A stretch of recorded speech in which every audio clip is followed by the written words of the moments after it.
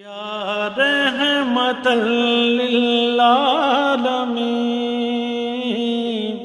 یا رحمت للعالمین یا رحمت للعالمین.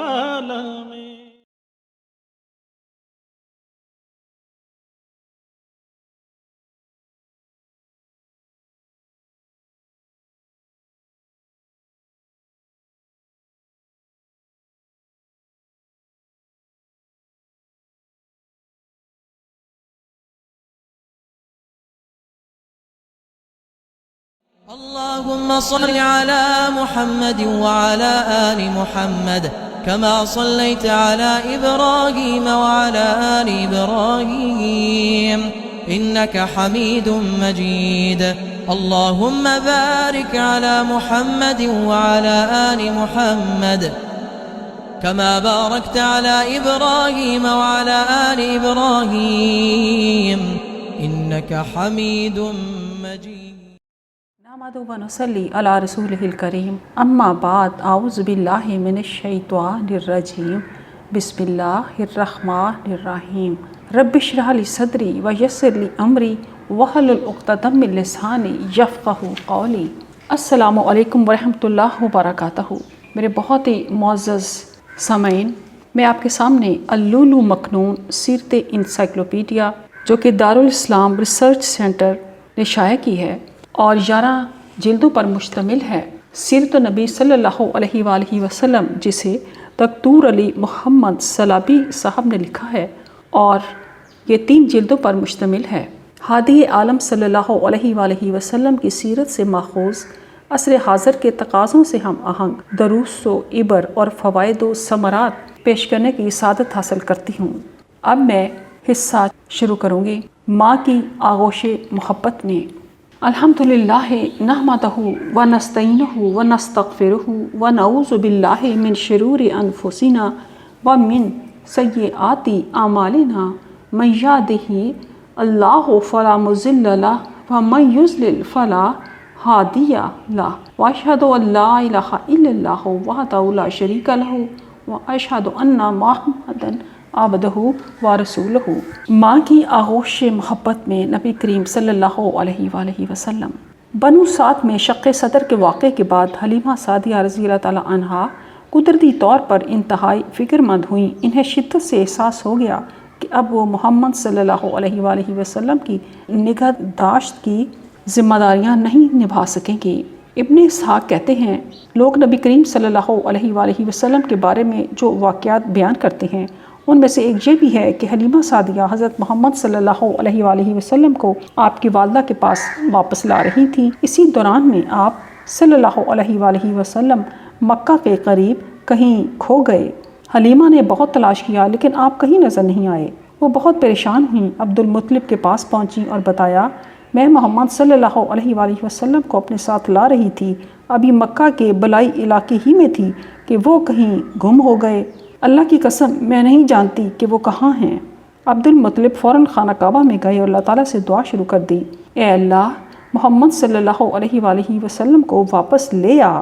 ادھر یہ دعا جاری تھی، ادھر آپ صلی اللہ علیہ وآلہ وسلم اللہ کی مہربانی سے ورقہ بن نوفل اور قریش کے ایک اور آدمی کو مل گئے. وہ آپ صلی اللہ علیہ وآلہ وسلم کو عبد المطلب کے پاس لے آئے. انہوں نے بتایا کہ آپ کا بیٹا ہمیں مکہ کے بلائی علاقے سے ملا ہے. عبد المطلب نے آپ کو گلے لگایا، بیت اللہ کا طواف کرتے ہوئے آپ کی حفاظت کے لیے دعائیں کیں.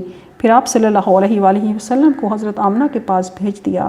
شق صدر اور گمشدگی کے تسلسل پر غور کیا جائے تو پتہ چلتا ہے کہ یہ بھی فیصلہ ہو چکا تھا کہ محمد صلی اللہ علیہ وآلہ وسلم اس مہلت کے دوران دادا کی سرپرستی اور اپنی والدہ کی آغوش محبت میں کچھ وقت بسر کریں تاکہ ان کی آنکھوں کی ٹھنڈک کا سامان ہو جائے. حضرت آمنہ کی ممتا کے مرکز تنہا آپ تھے اور سردار عبد المطلب کا دل آپ کی محبت سے لبریز تھا.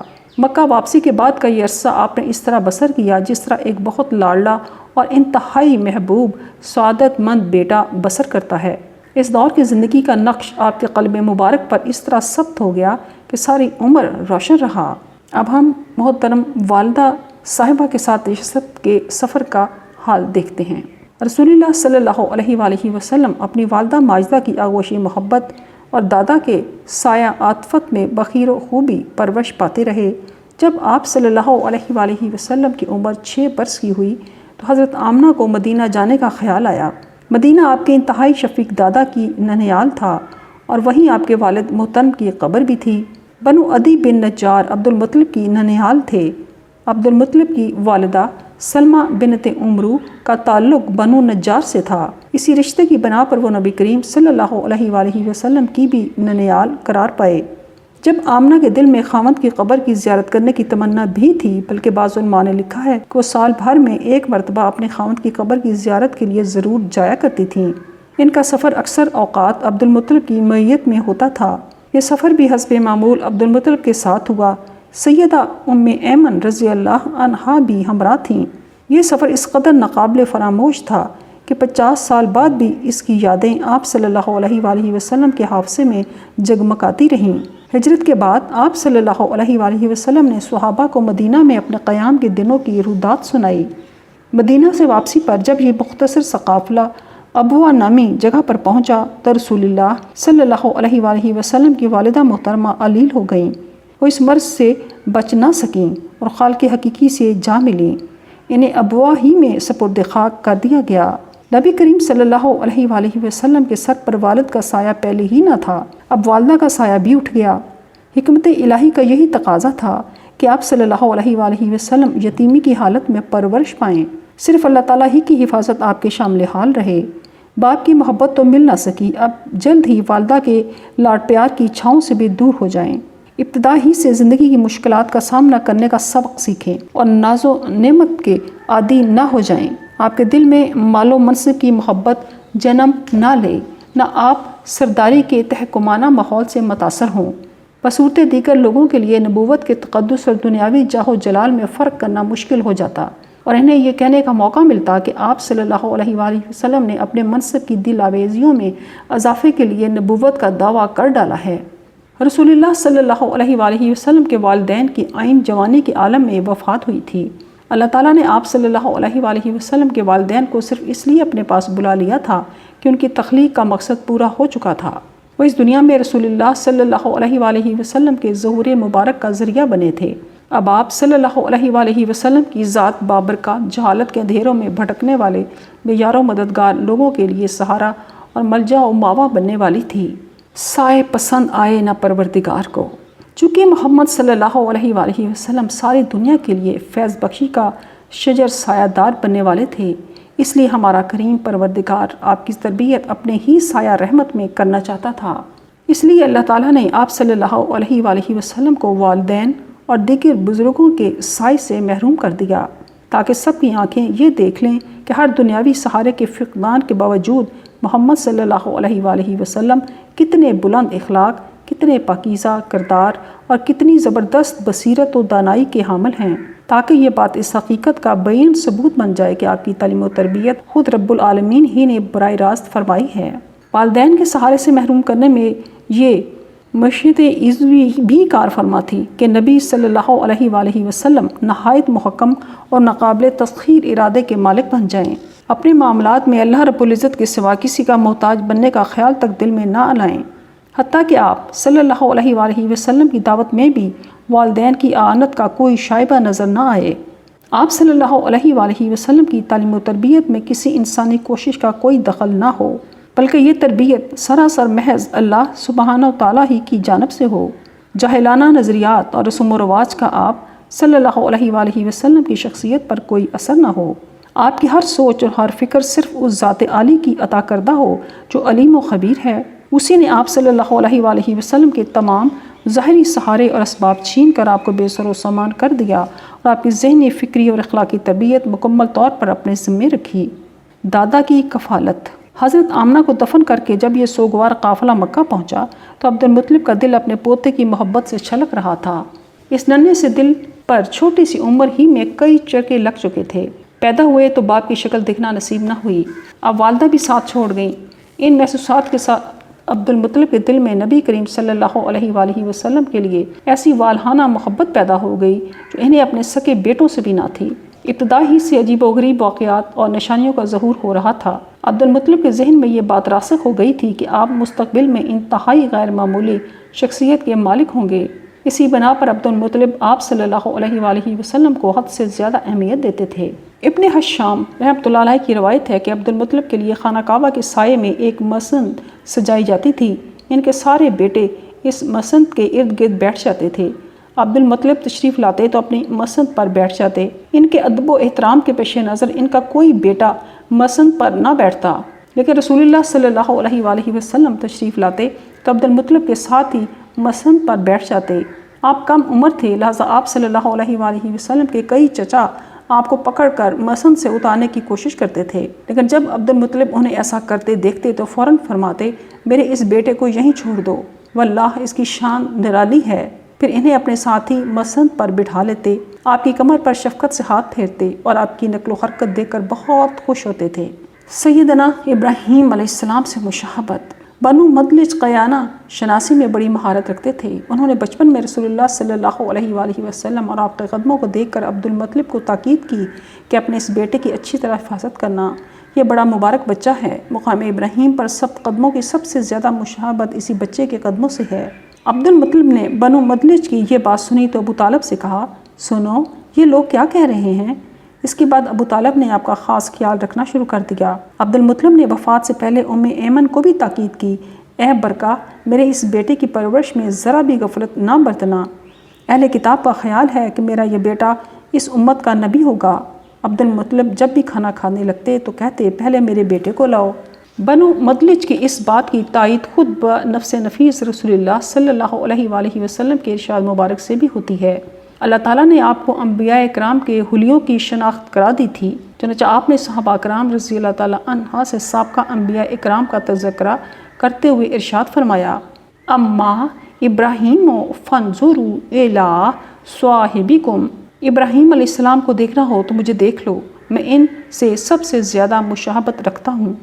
قندیر بن سعید اپنے باپ سے بیان کرتے ہیں، میں ایک مرتبہ زمانہ جاہلیت میں حج کے لیے گیا، میں نے دیکھا کہ ایک بزرگ آدمی بیت اللہ کا طواف کرتے ہوئے والہانہ انداز میں یہ شعر پڑھ رہا ہے، اے میرے رب میرے سوار محمد صلی اللہ علیہ وآلہ وسلم کو واپس لے آ، اے میرے رب مجھ پر احسان فرما اور اسے لوٹا دے۔ میں نے پوچھا یہ کون ہیں؟ لوگوں نے بتایا یہ عبد المطلب بن ہاشم ہیں، انہوں نے اپنے پوتے محمد صلی اللہ علیہ وآلہ وسلم کو گم شدہ اونٹ تلاش کرنے بھیجا ہے، یہ جب بھی اسے کسی کام کے لیے بھیجتے ہیں تو وہ ہمیشہ کامیاب لوٹتا ہے، آج اسے دیر ہو گئی ہے، ابھی تک واپس نہیں آیا، یہ بزرگ اسی وجہ سے پریشان ہیں۔ ابھی عبد المطلب وہیں کھڑے تھے کہ محمد صلی اللہ علیہ وآلہ وسلم اونٹ لے کر آ گئے۔ عبد المطلب نے آپ کو گلے لگایا اور کہا، اے میرے بیٹے کیا بتاؤں میں تمہارے لیے کس قدر پریشان تھا، میں کسی کے لیے کبھی اتنا پریشان نہیں ہوا، اللہ کی قسم اب میں تمہیں کسی کام کے لیے نہیں بھیجوں گا، نہ تم مجھ سے کبھی جدا ہونا۔ دادا بھی ساتھ چھوڑ گئے۔ جناب عبد المطلب نے تو رسول اللہ صلی اللہ علیہ وآلہ وسلم سے تاکیداً کہا کہ تم مجھ سے کبھی جدا نہ ہونا، لیکن ابھی نبی کریم صلی اللہ علیہ وآلہ وسلم کی عمر 8 سال ہی ہوئی تھی کہ خود عبد المطلب دنیا سے رخصت ہو کر سب سے جدا ہو گئے، جو آپ کے سر سے دادا کا سایہ بھی اٹھ گیا۔ عبد المطلب کی وفات سے بنو ہاشم کے وقار پر گہری ضرب لگی، ایسا محسوس ہوا گویا زندگی کی مضبوط تناب ٹوٹ گئی ہے، ساری بہاریں انہی کے دم سے تھیں، آج دنیا ان کی نظر میں تاریک ہو گئی اور زندگی کے وہ تمام سہارے نابود ہو گئے جن پر ان کا سارا خاندان فخر کرتا تھا۔ عبد المطلب کے بیٹوں میں سے نہ تو کسی میں باپ کا سا عزم اور قوت تھی، نہ ان کسی دور اندیشی، نہ ویسی سخاوت و بخشش، اور نہ کسی کا ان کی طرح رعب و اقتدار تھا۔ عبد المطلب حاجیوں کی ضیافت کرتے تھے، ان کے پینے کے لیے شیریں پانی فراہم کرتے تھے۔ اہل مکہ پر ان کی شفقت کا یہ عالم تھا کہ جب بھی ان پر بری گھڑی آتی تو عبد المطلب ان کی حمایت میں سینہ سپر ہو جاتے۔ ان کے بیٹوں میں کوئی بھی صحیح معنوں میں پوری طرح باپ کا جانشین نہ بن سکا، بعض نادار ہونے کی وجہ سے بے بس تھے اور بعض اپنی دولت بڑھانے کے لیے کوشاں تھے۔ عبد المطلب کی موت بنو ہاشم کے لیے بہت بڑی محرومی کا باعث تھی، خاص طور پر اس صدمے کا سب سے گہرا اثر محمد صلی اللہ علیہ وآلہ وسلم پر ہوا تھا۔ عبد المطلب کا جنازہ اٹھا تو آپ صلی اللہ علیہ وآلہ وسلم بھی ساتھ تھے اور شفیق دادا کے فراق میں رو رہے تھے۔ آپ نے یوں روح فرزا صدمہ بھی اسی صبر و استقلال سے جھیلا جس طرح اپنی والدہ ماجدہ کی وفات کا صدمہ اٹھایا تھا۔ شفیق چچا کی سرپرستی میں عبد المطلب کی وفات کے بعد رسول اللہ صلی اللہ علیہ وآلہ وسلم کی نگہداشت کی ذمہ داری ابو طالب کے حصے میں آئی۔ یہ بھی کہا جاتا ہے کہ نگہداشت زبیر اور ابو طالب دونوں کے ذمے تھی۔ یہ دونوں رسول اللہ صلی اللہ علیہ وآلہ وسلم کے حقیقی چچا تھے۔ زبیر جلد ہی فوت ہو گئے جبکہ ابو طالب طویل عمر پا کر فوت ہوئے، اس لیے آپ صلی اللہ علیہ وآلہ وسلم کو اپنے سایہ عاطفت میں رکھنے کی سعادت صرف ابو طالب کو نصیب ہوئی۔ ابو طالب کی مالی حالت اچھی نہیں تھی، وہ عیال دار تھے، تنگ دست رہتے تھے۔ محمد صلی اللہ علیہ وآلہ وسلم ان کے ساتھ رہنے لگے۔ آپ صلی اللہ علیہ وآلہ وسلم نے ان کی خستہ حالی دیکھ کر خود حصول معاش کے لیے جدوجہد کا فیصلہ کر لیا۔ آپ بنو سعد میں بکریاں چرانے کی تربیت پا چکے تھے، اب وہ تربیت کام آئی اور آپ صلی اللہ علیہ وآلہ وسلم نے اجرت پر اہل مکہ کی بکریاں چرانی شروع کر دیں۔ جو آپ اپنے شفیق چچا کے خاندان کی کفالت میں ان کا ہاتھ بٹانے لگے اور یہ گھرانہ آپ صلی اللہ علیہ وآلہ وسلم کی برکتوں سے فیض یاب ہونے لگا۔ آپ کی برکت کا ایک کھلا نظارہ اس وقت نظر آتا تھا جب کھانا کھانے کا وقت ہوتا تھا۔ اگر آپ اس وقت گھر میں تشریف فرما نہ ہوتے تو ابو طالب کے گھر والے کھانا کھا لینے کے باوجود بھوکے رہتے تھے، اور جب وہ آپ صلی اللہ علیہ وآلہ وسلم کی معیت میں دسترخوان لگاتے اور کھانا کھاتے تو خوب پیٹ بھر کر کھاتے تھے۔ اسی لیے ابو طالب آپ سے کہا کرتے تھے، اِنَّکَ لَمُبَارَکٌ، تم بڑے ہی باعث برکت ہو۔ حقیقت بھی یہی ہے کہ عام بچوں کے مقابلے میں آپ کی شخصیت بالکل جداگانہ نظر آتی تھی۔ عالم یہ تھا کہ جب دوسرے بچے بیدار ہوتے تو ان کے بال بکھرے ہوئے ہوتے، آنکھیں مندی ہوتی اور چہرے کملائے ہوئے ہوتے تھے، لیکن نبی کریم صلی اللہ علیہ وآلہ وسلم سوتے جاگتے ہمیشہ ہر حال میں نہایت صاف ستھرے، تر و تازہ اور شاداب دکھائی دیتے تھے۔ ابو طالب بچوں کو صبح کے وقت ناشتہ دیتے تو وہ چھینا چھپٹی کرتے۔ یہ صورتحال دیکھ کر نبی کریم صلی اللہ علیہ وآلہ وسلم فوراً اپنا ہاتھ روک لیتے تھے اور وقار کے ساتھ خاموش بیٹھ جاتے تھے، چھینا چھپٹی میں کبھی شریک نہیں ہوتے تھے۔ ابو طالب نے یہ صورتحال دیکھی تو انہوں نے آپ صلی اللہ علیہ وآلہ وسلم کو الگ ناشتہ فراہم کرنا شروع کر دیا۔ قیافہ شناس کی پیشن گوئی۔ خاندان بنو لہب بن حجن ازدی کا ایک ماہر قیافہ شناس مکہ آیا کرتا تھا۔ قریش کے آدمی اپنے بچے اس کے پاس لے جاتے تھے اور وہ قیافے کی مدد سے ان کے بچوں کے مستقبل کے بارے میں بتاتا تھا۔ ایک دفعہ وہ مکہ آیا، ابو طالب نبی کریم صلی اللہ علیہ وآلہ وسلم کو اس کے پاس لے گئے۔ اس نے آپ صلی اللہ علیہ وسلم کو ایک نظر دیکھا، پھر کسی دوسرے کام میں مصروف ہو گیا۔ فارغ ہوا تو کہنے لگا، ابھی میں نے جہاں ایک بچہ دیکھا تھا وہ کہاں ہے؟ اسے میرے پاس لاؤ۔ ابو طالب کو حضرت محمد صلی اللہ علیہ وآلہ وسلم کے بارے میں اس کا یہ اصرار پسند نہ آیا۔ انہوں نے آپ صلی اللہ علیہ وآلہ وسلم کو چھپا دیا۔ وہ بار بار کہتا رہا، وہ بچہ میرے پاس لاؤ، واللہ اس کی شان بڑی بلند ہوگی، لیکن ابو طالب نے آپ صلی اللہ علیہ وآلہ وسلم کو دوبارہ اس کے سامنے نہیں آنے دیا۔ ابو طالب نے بہت جلد دیکھ لیا کہ محمد صلی اللہ علیہ وآلہ وسلم نیکی، ذہانت، شرافت، شجاعت، محنت، احساس ذمہ داری اور اس نے کردار میں ان کے حقیقی بیٹوں سے بہت آگے، منفرد اور ممتاز ہیں۔ وقت کی رفتار کے ساتھ ساتھ ابو طالب کے دل میں آپ صلی اللہ علیہ وآلہ وسلم کی محبت راسخ ہوتی چلی گئی۔ وہ آپ صلی اللہ علیہ وآلہ وسلم کو اپنی اولاد سے زیادہ عزیز رکھتے تھے۔ آپ صلی اللہ علیہ وآلہ وسلم کو اپنے پاس سلاتے، کبھی جدا نہ ہونے دیتے اور ہر جگہ آپ کو ساتھ لے جاتے۔ باران رحمت کی دعا۔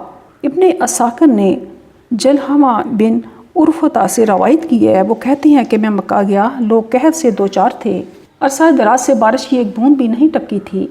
اہل مکہ میں سے ایک آدمی کہنے لگا، آؤ لات و عزا کے پاس جا کر فریاد کریں۔ ایک خوب روح اور خوش اندام بزرگ کہنے لگے، ارے تم کہاں بھٹکتے پھر رہے ہو؟ تمہارے پاس ابراہیم اور اسماعیل علیہ السلام کی درخشاں یادگار موجود ہے۔ لوگوں نے کہا، تمہارا کیا مطلب ہے؟ کیا ہم ابو طالب کے پاس جائیں؟ بزرگ نے کہا، ہاں۔ سب لوگ اٹھ کھڑے ہوئے، میں بھی ان کے ساتھ کھڑا ہو گیا۔ پھر ہم ابو طالب کے گھر پہنچے، دروازہ کھٹکھٹایا، ابو طالب باہر نکلے۔ ہم نے کہا، ابو طالب وادی قحط کا شکار ہے، بال بچے کال کی زد میں ہیں، چلیے بارش کی دعا کیجیے۔ ابو طالب کے ساتھ ایک بچہ بھی تھا، اس کا چہرہ آفتاب کی طرح جگمگا رہا تھا، اس کے ارد گرد اور بچے بھی تھے۔ ابو طالب نے اس بچے کا ہاتھ پکڑ کر اس کی کمر کعبہ کی دیوار سے لگا دی۔ بچے نے اپنے چھوٹے چھوٹے خوبصورت ہاتھ دعا کے لیے اٹھا دیے۔ اس وقت مطلع صاف تھا، دور دور تک بادل کا کوئی ٹکڑا نہ تھا، لیکن جو ہی اس بچے نے دعا کے لیے ہاتھ اٹھائے، ہر طرف بادل منڈلانے لگے۔ پھر ایسی موسلادھار بارش ہوئی کہ وادی میں سیلاب آ گیا اور شہر و بیاباں جل تھل ہو گئے۔ بعد ازاں ابو طالب نے رسول اللہ صلی اللہ علیہ وآلہ وسلم کی مدح میں اس واقعے کی طرف اشارہ کرتے ہوئے کہا، وہ سفید رنگت والا جس کے چہرے کے ذریعے سے بارش طلب کی جاتی ہے، وہ یتیموں کا سہارا اور بیواؤں کی آبرو کا محافظ ہے۔ رسول اللہ صلی اللہ علیہ وآلہ وسلم کی زندگی میں کئی مرتبہ ایسا ہوا کہ لوگوں نے آپ سے قحط سالی کے مصائب بیان کیے، آپ نے نماز استسقاء ادا کی یا محض دعا مانگی تو اللہ تعالیٰ نے فوراً باران رحمت سے نواز دیا۔ حضرت انس بن مالک رضی اللہ تعالیٰ عنہ بیان کرتے ہیں کہ نبی کریم صلی اللہ علیہ وآلہ وسلم کی مبارک زندگی میں ایک مرتبہ لوگ قحط سالی کا شکار تھے۔ خطبہ جمعہ کے دوران میں ایک دیہاتی باشندہ کھڑا ہو گیا، کہنے لگا، اے اللہ کے رسول، جانور ہلاک ہو رہے ہیں، بچے بھوک کا شکار ہیں، آپ ہمارے لیے بارش کی دعا کریں۔ آپ نے اسی وقت دعا کے لیے ہاتھ اٹھا دیے۔ اس وقت بادل پر بادل کا نام و نشان تک نہ تھا۔ اس ذات کی قسم جس کے ہاتھ میں میری جان ہے، آپ نے ابھی اپنے ہاتھ نیچے نہیں کیے تھے کہ ہر طرف پہاڑوں جیسے بادل چھا گئے۔ ابھی آپ صلی اللہ علیہ وآلہ وسلم ممبر سے نہیں اترے تھے کہ موسلادھار بارش شروع ہو گئی۔ مسجد کی چھت ٹپکنے لگی۔ میں نے بارش کے قطرے نبی کریم صلی اللہ علیہ وآلہ وسلم کی داڑھی پر گرتے دیکھے۔ کئی دنوں تک موسلادھار بارش ہوتی رہی، جہاں تک کہ اگلا جمعہ آ گیا۔ وہی عرابی یا کوئی اور شخص کھڑا ہو گیا اور کہنے لگا، اے اللہ کے رسول، گھر گر رہے ہیں، مال غرق ہونے لگے ہیں، آپ ہمارے حق میں اللہ سے دعا کریں کہ آپ صلی اللہ علیہ وسلم نے ہاتھ بلند کیے اور انگلی سے اشارہ کرتے ہوئے التجا کی، اللہم حوالینا ولا علینا، اے اللہ ہمارے ارد گرد بارش برسا دے، ہم پر نہ برسا۔ رسول اللہ صلی اللہ علیہ وآلہ وسلم کی انگلی جس طرف گھومتی گئی وہیں سے بادل چھٹتے گئے۔ مدینہ ایک تاج کے مانند ہو گیا۔ مدینہ کے ارد گرد تو بارش ہو رہی تھی مگر مدینہ کا موسم بالکل صاف تھا۔ وادی کنات کی ندی ایک مہینے تک بہتی رہی۔ پھر جس علاقے سے بھی جہاں سے بھی کوئی شخص مدینہ آیا اس نے یہی کہا کہ ہمارے علاقے میں بہت بارش ہوئی ہے۔ وادی کنات مدینہ منورہ اور جبل احد کے درمیان بہتی ہے۔ آگے چل کر یہ وادی کنات اور وادی بطحان اور وادی عقیق اکٹھی ہو جاتی ہیں۔ اس مقام پر اسے ازمم کہا جاتا ہے۔ یہ علوجہ کے علاقے سے گزرتی ہوئی بحیرہ احمر میں ضم ہو جاتی ہیں۔ بارش کے لیے دعا کا معاملہ صرف ایک دفعہ کا واقعہ نہ تھا۔ جب بھی قحط سالی کا سامنا ہوا، آپ کی دعا کے وسیلے سے اللہ تعالیٰ نے کرم فرمایا اور پریشان حال لوگوں کی پریشانی دور فرمائی۔ عمر بن خطاب رضی اللہ تعالیٰ عنہ کے دور میں جب کبھی قحط برپا ہوتا، وہ عباس بن عبد المطلب رضی اللہ تعالیٰ عنہ کو ساتھ لے جا کر بارش کی دعا کرتے اور کہتے، اللہم انا کننا نتوسل الیک بنبینا صلی اللہ علیہ وآلہ وسلم فتسقینا وانا نتوسل الیک بأما نبینا فاسقنا۔ اے اللہ، ہم اپنے نبی صلی اللہ علیہ وآلہ وسلم کی وساطت دعا سے تجھ سے بارش کی درخواست کرتے تھے اور تو ہمیں باران رحمت سے سیراب فرماتا تھا۔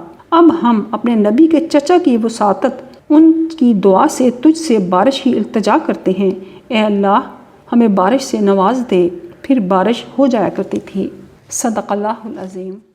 اللهم صل على محمد وعلى آل محمد كما صليت على إبراهيم وعلى آل إبراهيم إنك حميد مجيد اللهم بارك على محمد وعلى آل محمد كما باركت على إبراهيم وعلى آل إبراهيم إنك حميد مجيد.